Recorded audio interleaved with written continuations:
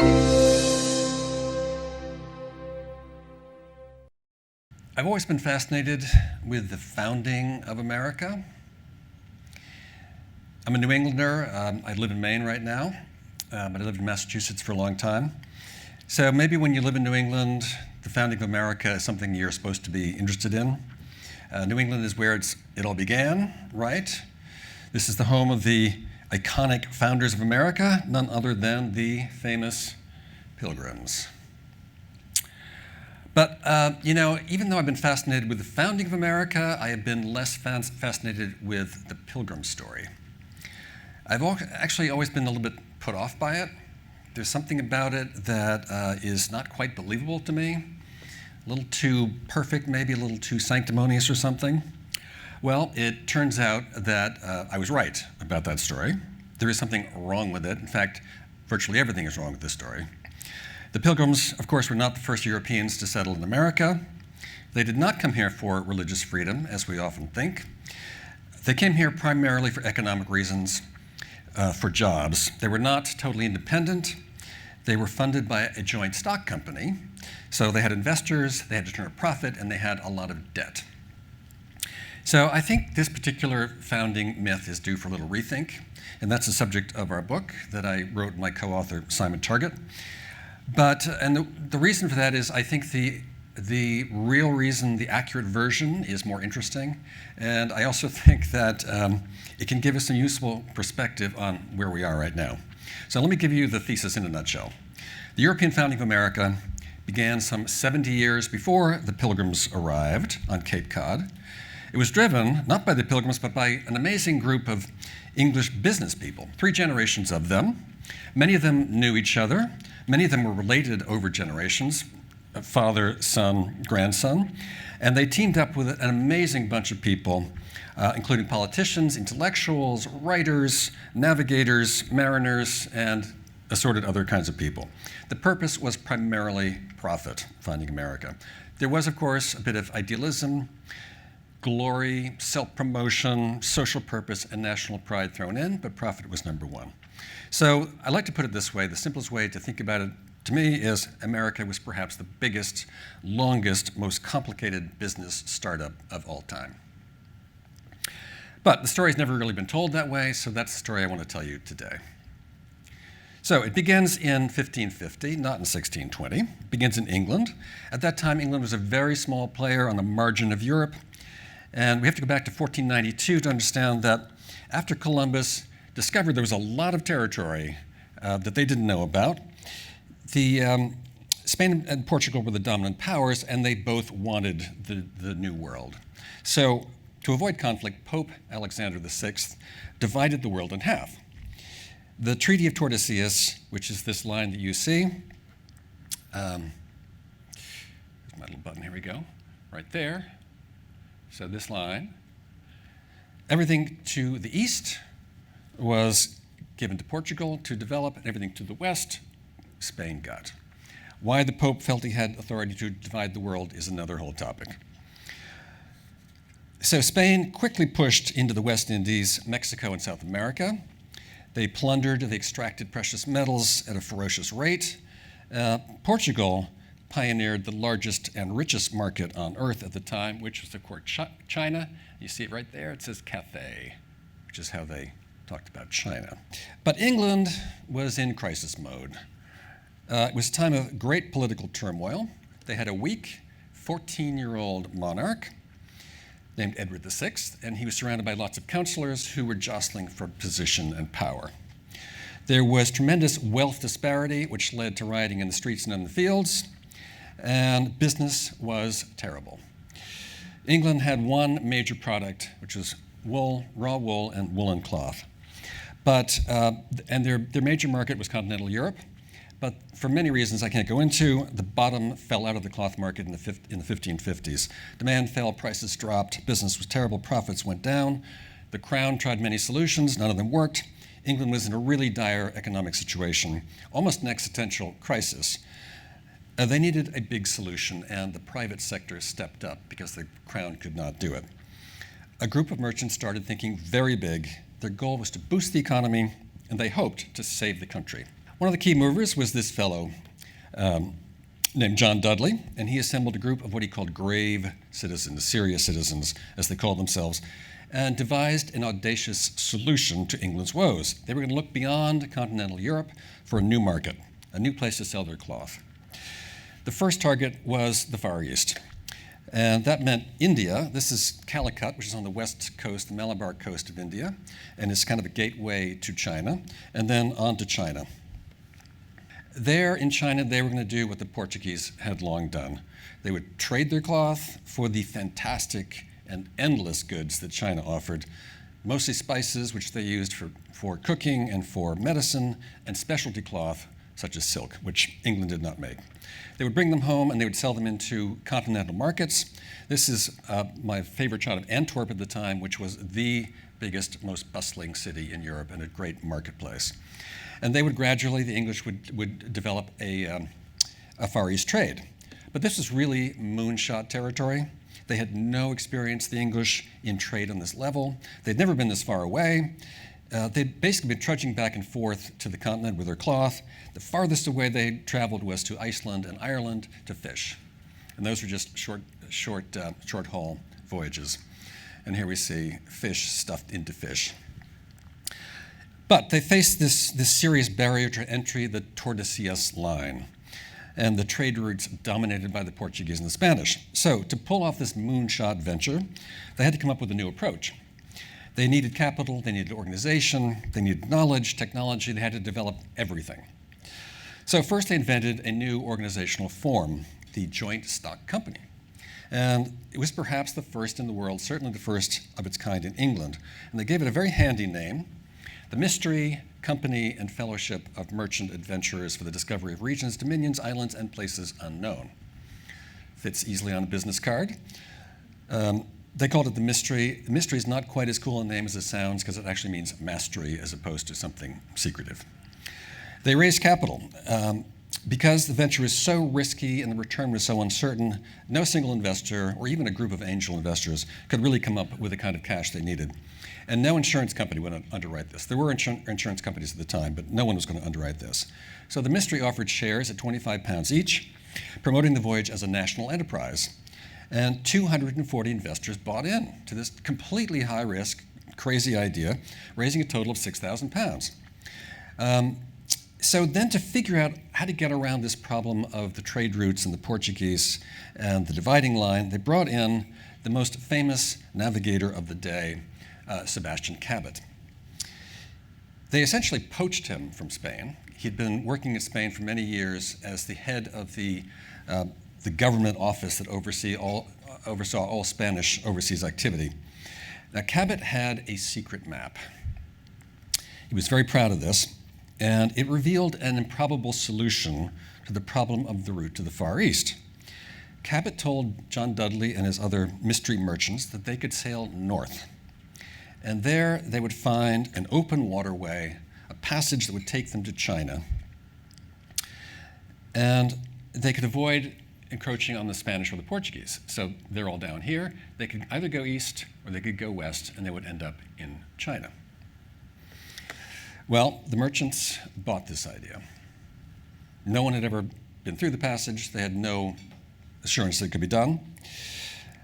The problem was that the English ships of the day had no capacity to sail that long, that far north in those difficult conditions. Very cold, of course.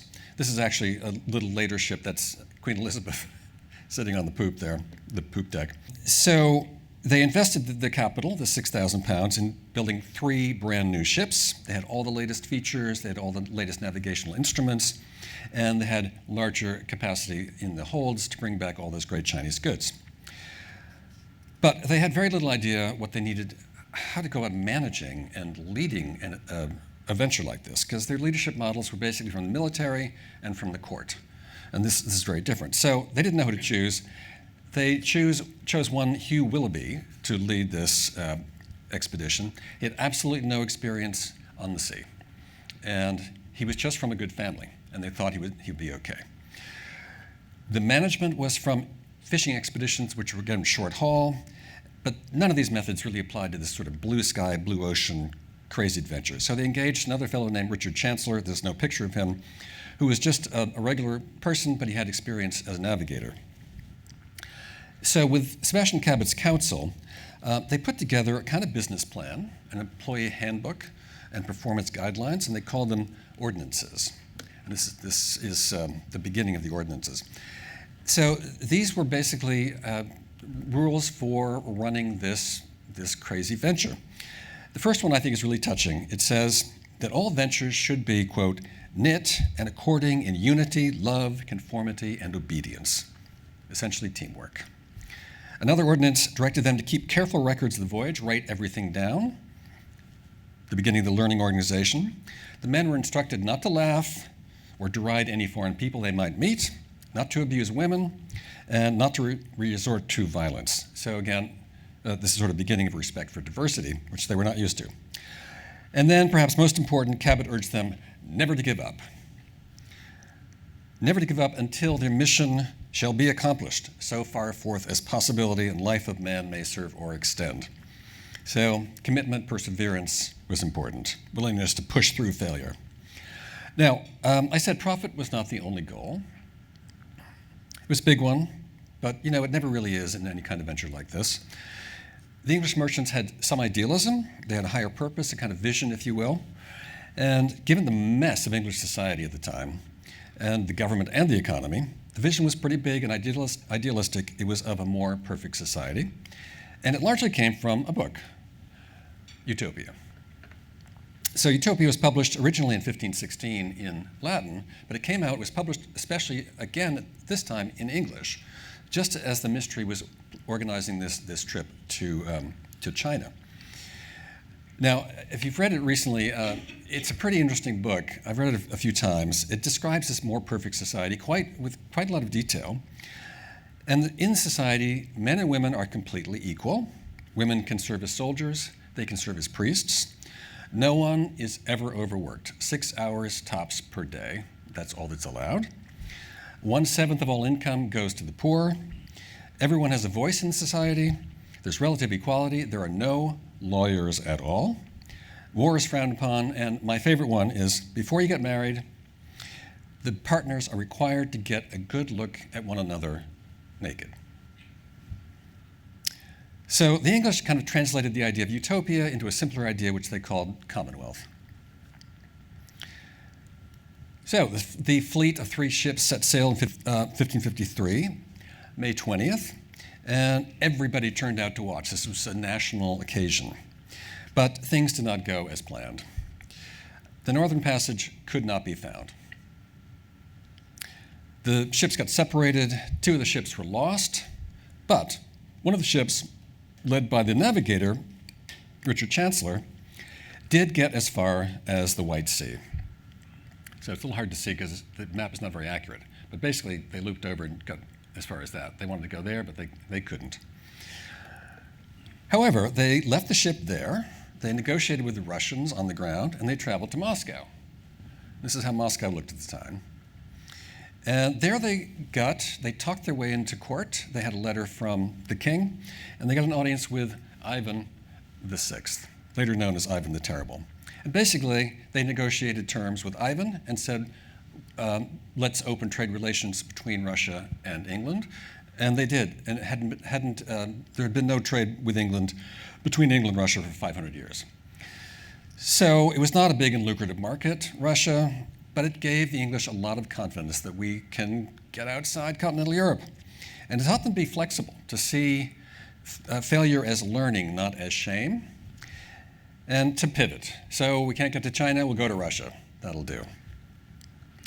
So now we skip ahead a couple decades to 1575. There's a lot of stuff going on that I can't obviously cover. I'm just going to give you the highlights of the move towards America. Knowledge of the world was improving at this time. Mapping was getting better. More was known about America. England was still struggling with its business problems. So in that year, another company was set up to try again for China, called the Cathay Company, China. It too was led by businessmen and funded by them. 4 merchants put in seed funding. They got another 18 investors to put in money, and they engaged this fellow, Martin Frobisher, as commander. He had a lot of experience at sea, so they sort of learned you need to put somebody who knows what they're doing, that has the skills to run the voyage.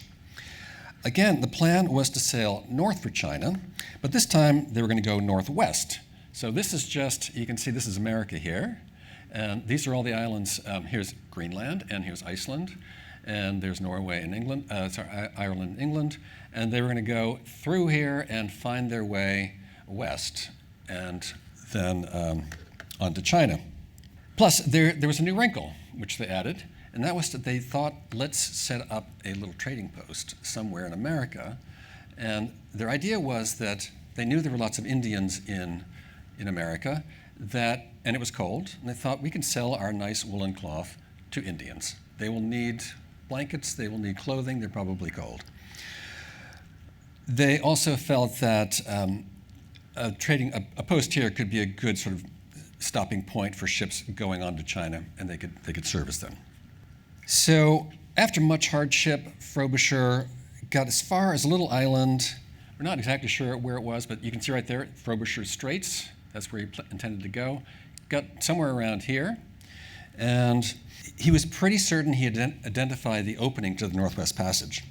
But the crew was not happy. At this time, crews are very badly paid. They did not invest, so they had no share.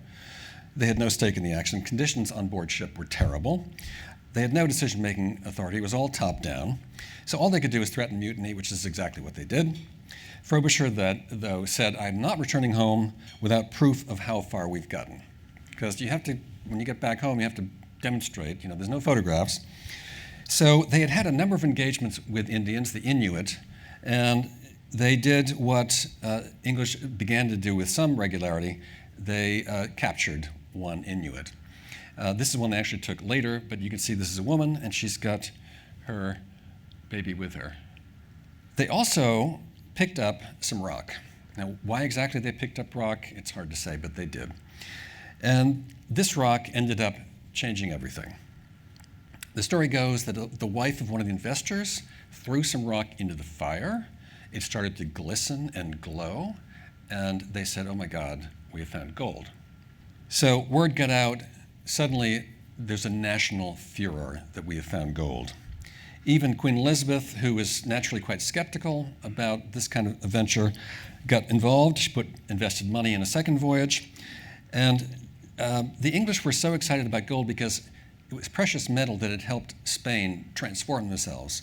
They've been bringing back mountains of gold and silver from the New World since 1545 was their big find. So if England could find a gold mine in America, perhaps they could really challenge Spain. And this is the gold mine that Spain got most of their silver from in Peru. But they basically abandoned the Northwest Passage idea and the whole idea of setting up a trading operation, and merchants and investors started to put money into a second voyage to go bring back more rock. 2 more voyages went out, tons of rock were brought back. They brought in specialist metallurgists. Metallurgy and assaying was quite crude at the time. And in the end, tons of rock turned out to be totally worthless. It was fool's gold. Investors lost all their money.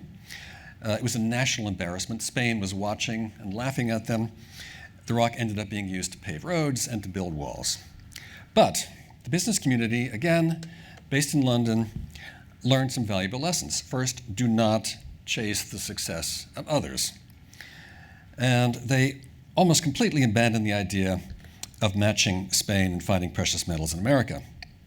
They also realized that the China plan was not working. They wanted to get rid of that. And they had evidence that America was very large and had great resources. And one of the greatest resources of all was land. So we leap ahead to 1583. And now the English ventures to America start to come a little faster. Sir Humphrey Gilbert is our next featured character. He had a particularly audacious plan. Even more so than sailing to China, he imagined a vast American colony. Not just a trading post, but a sustainable, long-term investment in infrastructure and a business operation. He realized that America probably had millions of acres of land. because they knew the position of the East Coast and the West Coast. They didn't know exactly what was in between, but they knew there was a long way in between. So Gilbert was granted the rights from Queen Elizabeth I to discover and claim new territories in America and develop them as he saw fit, basically. He attracted many investors by offering them large parcels of land. In fact, he offered them as many as 3 million acres to invest.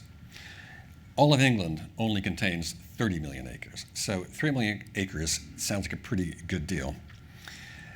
He formed another new company, put together a syndicate of investors, and he called it the Merchant Adventurers with Humphrey Gilbert, which has a little Las Vegas sound to me.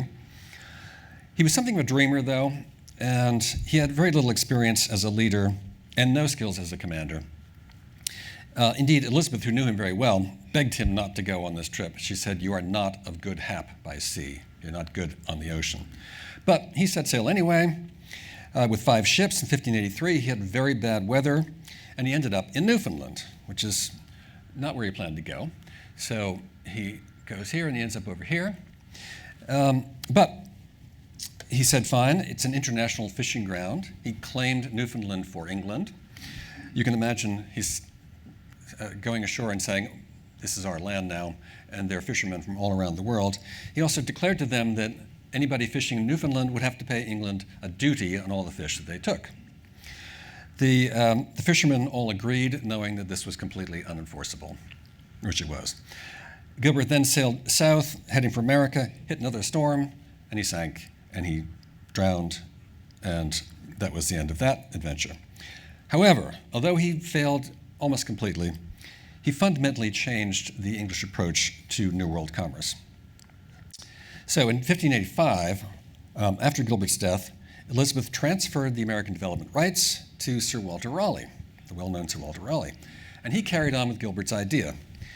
He realized that to create a sustainable long-term on-site business venture, they needed the full range of human skills. They needed all the crafts, they needed women, they needed families, they needed community, diversity of talent. This is the first time they've really started to think this way, Commonwealth. He also realized that the settlers would have to own property themselves. They had to have a stake in the action. They had to have skin in the game themselves. So the plan was very good. The execution was not so good. They chose a very poor site, a swampy island called Roanoke, just off the coast of North Carolina. Although they struggled on for 5 years with 3 resupplies, it never took off. And finally, in 1580, the colonists disappeared. We still don't know what happened to them. Now, while the English venturers were learning all this stuff about leadership and management, they were also learning about one other business activity, and that is marketing. They realized they needed to reach out beyond the group of just investors. They wanted a broad base of support, and they needed a really great story. So they began with the Roanoke venture. They actually took a watercolorist named John White with them, and he made a whole series of beautiful paintings of Indian life and of the territory. This is an Indian village. They brought them back and published them, and English people thought, this looks pretty nice. America could be okay. And there were many images of the Indians themselves, and they thought, oh, it's just a family having dinner. That looks edible to me. They felt, okay, these people could be friendly. And then in 1589, a writer named Richard Hakluyt published an enormous book called The Principal Navigations and Voyages of the English Nation, which was the first book that really told the story of English discovery. And it was a huge hit, and it gave the English a whole new idea of themselves. They said, oh, we can do this. We can be like Spain. We can go out there and succeed. And from then on, every venture had pamphlets and marketing materials.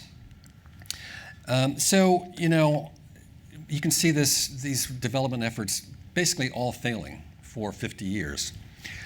And it sometimes takes a moment when conditions change, when suddenly something can take off. So this is the case with American development. So after 1600, a number of things changed. First of all, there was a great deal of knowledge about the New World by this time, and America in particular. Maps were much more detailed. So you can see that America is really starting to fill in. You get a real sense of what it looks like. And they're pretty, along the East Coast in particular, it's quite detailed, and along the West Coast as well. That's because there are a lot of ships, a lot of people gathering information, basically crowdsourcing information about the coast. And they understood the routes to go back and forth. And then the major thing happened was that Queen Elizabeth died and King James took over. And Elizabeth had never been big on American development, but James was interested, and he immediately brokered a peace with Spain. This, you see, is the peace negotiations going on between the English and the Spanish. Suddenly, the American market opened up because the treaty said, it's okay, we can go into each other's ports, and so there was no longer this restriction against the Americans sailing to America. So another new company was quickly formed called the Virginia Company. At that time, the entire east coast of America was known as Virginia. And the company formed two groups, each one putting together an American mission. This is 1606. They were very different, and the differences make it really clear which one had learned the lessons of the past 50 years and which one had not. So the first one, led by Humphrey Gilbert, sailed north. They sailed to Maine and established a settlement on the Sagadahoc River, now known as the Kennebec. But it was very military in character. The plan was to build a fort. Here's the plan for the fort. So they were thinking about military and about armaments. It was underfunded. The leadership was, again, not skilled. The participants had no voice. They had no share in the action. There was no clear business plan. This settlement, known as the Sagadahoc settlement, just made it through the first winter, and then they all went home. The second group, led by Thomas Smith, organized a venture to the southern coast, which became known as Jamestown. And it was very well funded. It had good organization. It had strong leadership. There was a business plan. They developed a code of law, the first code of law developed in America. They established a governing body called the House of Burgesses, which is self-representative government. Private ownership of land was possible. And there was kind of a sense of shared purpose. It was hardly a utopia, but it was much closer to Commonwealth than what they were used to in England. So that brings us back to our Pilgrims. Pilgrims arrive on Cape Cod in 1620. This is 14 years after Jamestown. And now, as a social experiment, they are to be admired, but as a business venture, not so much. They struggled along for many years. Other settlements came in and started to succeed, especially the Massachusetts Bay Company.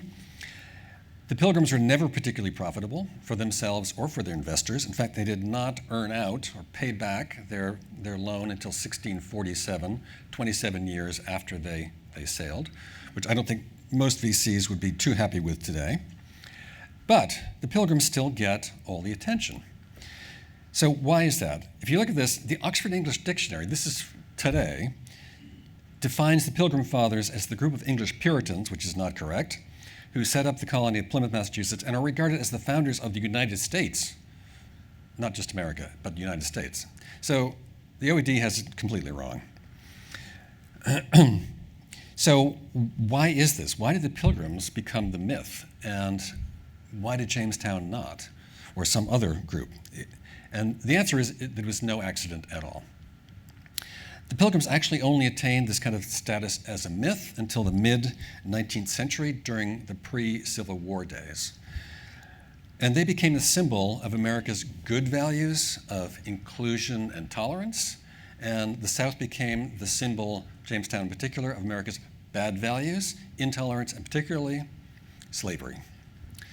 So a whole group of Northeastern intellectuals and others mythified the Pilgrims. This is Daniel Webster, and he mythicized the Pilgrims as the quintessential Americans.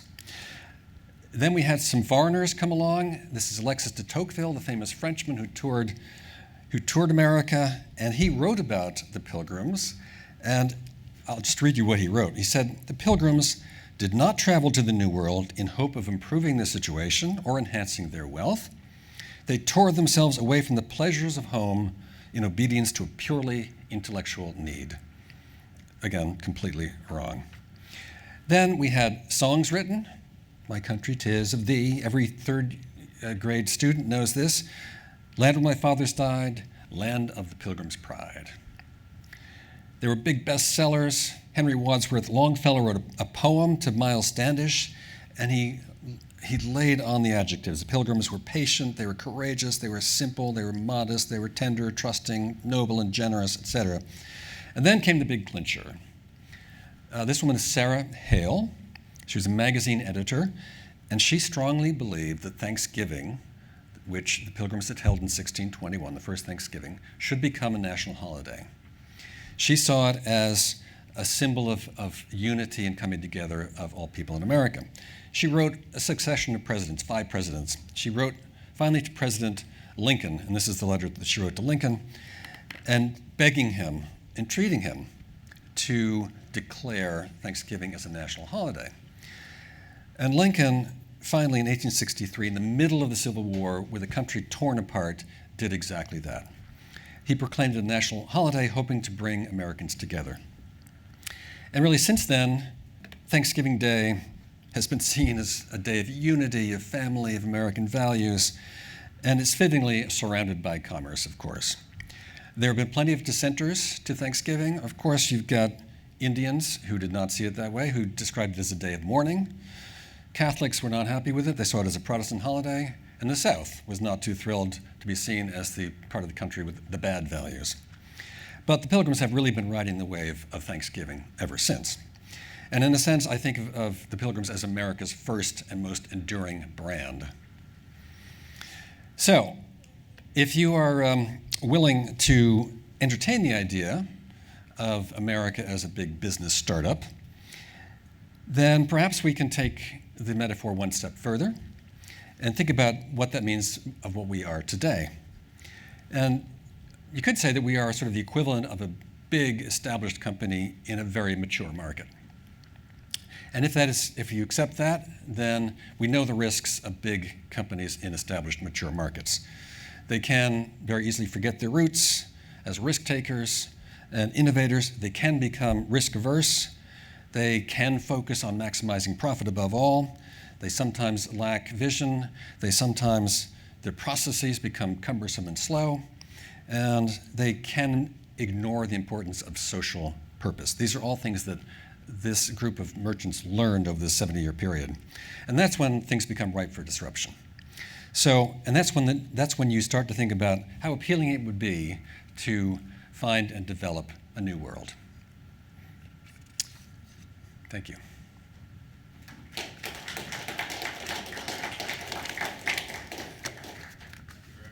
Yeah. From reading the book, this took generations to happen, and arguably the more sort of narrowly business-focused, get-rich-quick ventures, failed one after the other for various reasons. Right. And finally, it took groups with more cohesion, a bigger purpose, more social cohesion and whatnot to finally succeed.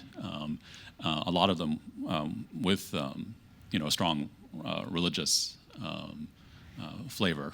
Eventually Massachusetts Bay and others in New England. I got kind of the sense that sort of just business, or at least a narrow focus, was not sufficient. And what do you think about that? I think that's absolutely right. Yeah. In fact, that's what I was saying about Jamestown, is that it took them a long time to realize that you could not send a group of soldiers and sailors out who could not participate in profit making and had no say in what was going on and expect it to work. It was just too top down. It was too focused on these profit making ventures, and that's what happened with the Frobisher, the sort of gold rush. So yeah, they gradually said, okay, we have to allow people to benefit from these ventures. They have to have a voice in the action. So yeah, this idea of shared purpose, social purpose, was really important and totally essential to making these business ventures work. When I say to people, think about America as a business startup, this is very disturbing to people because it goes against this whole idea of the Pilgrims and tolerance and our social purpose. But the only point is you need both. And that's what they learned in this period. But yeah, it's a key point. Hi. Hi. Thank you. Can you talk a little more about the Pilgrims? Like you said, they were not there for like religious freedom and the whole myth. It's all a myth. What was the story of the Pilgrims? Well, so the Pilgrims, they lived in Holland for 10 years, and they had religious freedom in Holland. In fact, that was not their problem. They were very free to worship in any way they wanted. The issue was that they were basically expats. They were strangers in this society, and they saw that they could never really climb the social scale. So they worked in menial jobs. They worked in the cloth industry. There were some in publishing, but they felt that they weren't getting anywhere. They also felt that they were losing their cultural values. So their kids, they were there for 10 years, and their kids started to become very Dutch. And this was upsetting to them. So they said, we're kind of losing our identity. They couldn't go back to England. They actually had other offers. They got an offer from the Dutch to settle in New York, which sounded like a pretty good deal, but they rejected that one. They thought about moving elsewhere in Europe, but they finally made this pretty bold decision to come to America. But the key point there is that, it wasn't a wilderness. It wasn't like there was nobody here. There was a lot of trade back and forth. Jamestown was established. They felt they could easily get to Jamestown. They actually they talked about settling closer to Jamestown originally, so that for the very reason they would have people to connect with, So it is a bold move, there's no question, but it wasn't about religious freedom. Plus, they didn't have the cash to fund themselves, to hire a ship, and that's why they had a joint stock company behind them. They made a very, very bad deal that required them to work 7 days a week until they paid back the debt. Does that answer your question? Yeah. Like with any sort of business venture, I'm kind of curious whether, after the initial sort of success of settling in the Americas, was there sort of like a huge bubble and an America bubble which eventually burst? And how did sort of the ongoing investment dynamic work after the initial settlements and leading, I guess, all the way to the Revolutionary War, where I guess things were disrupted? Yeah, so two things happened. One is that after the Pilgrims and after Jamestown found tobacco, which was their big product, there was a bubble of a colonial activity, and not just from the English, but also from the French and from the Dutch. So you see the Dutch in New York, and you see the French in Canada. And suddenly, all these settlements are coming into New England. So there's a lot of activity. And the Pilgrims figured out how to do fur trade. So they were sustainable. They didn't make a lot of money, but they were sustainable. So suddenly it was possible. They knew how to do it. They knew what you needed. They knew how many people you needed, how much money. They figured out this sort of fur trade. And they had a lot of other ideas for commerce that didn't work out, but fur was the basic one. And they also went back to fishing, because fishing was very reliable. Fishing was great in New England, especially in Maine. So that's one thing. But they also eventually made it to the Far East. So you see the English starting to trade. They get to the Far East. So now you've got another source of income. So the investors put together basically a portfolio of investments. So they've got some investments in America. They've got some investments in the Far East trade. They have they're still selling into the continental markets, and they probably own some fishing. So they put together a series of investments. Some are high risk, and some are not so high risk. So they start to make money, but the early ones really did not make any money at all. Do you think that they'll ever sort of rewrite the story of the Pilgrims so that we can get it correct and teach it our correctly? children, our children well. Well, that's our plan for our next book, actually. It's funny because the literature about the Pilgrims is quite interesting. So the most recent one is Nathaniel Philbrick wrote a book called Mayflower, and he takes the Pilgrims from 1620 up through the King Philip's War, which is 1675. But he basically retells the story as they told it, just saying this part of it isn't so well known. He doesn't really sort of reframe it the way we have. So it's interesting because over the years, especially in this 19th century period, Pilgrims have become the vessel to be filled with whatever story you want to tell. But I think it's really important to retell it now in this way, because to me it says a lot about how we got to where we are. So that's what we're going to try to do, yeah. Another thing that struck me reading the book is that this took generations, and Right.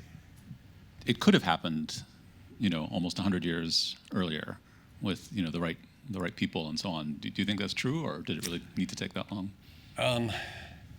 Well, it certainly could have, because the Spanish were in the West Indies from the beginning of the 1512. They go into Mexico, so it certainly could have happened. But the Spanish were much better seagoers. They had better ships, and they had a very different attitude. So it's, the whole big discussion here is the relationship of Europeans to local and indigenous cultures, and the Spanish basically just went in and marauded and killed and subjugated and took over in the West Indies and Mexico and South America. And the English very, very consciously said, we don't want to do it that way. We want to behave differently. And in fact, in these early years, they did. And it was, although they did kidnap Inuits and Indians and bring them back to England, they also returned them to America. And the relationship was very different. So, and they didn't really have this religious purpose that the Spanish had. So, yeah, it could have been done, but England was they were just really far behind. They just, something about England just hadn't gotten there yet, whereas the Portuguese and the Spanish had. But there's no reason, America, yeah, there's no reason they couldn't have. Of course, one could also argue that the Spanish and the Portuguese did have one of those rare get-rich-quick successes. There was gold lying around, and yeah, might have. What's intriguing, though, is to read about how it turned out. In fact, having this enormous stream of gold and silver coming into Spain ruined them, basically, because King Philip said, I can prosecute any war I want. I can do anything I want to. Spent lots and lots of money. They actually declared bankruptcy at one point, and it didn't do them any good in the long run. And the English, it was good in a way that they saw this example, and that they once sort of said, let's go get this gold mine. Didn't work, and then they sort of focused on other things. Thank you very much. Thanks for coming.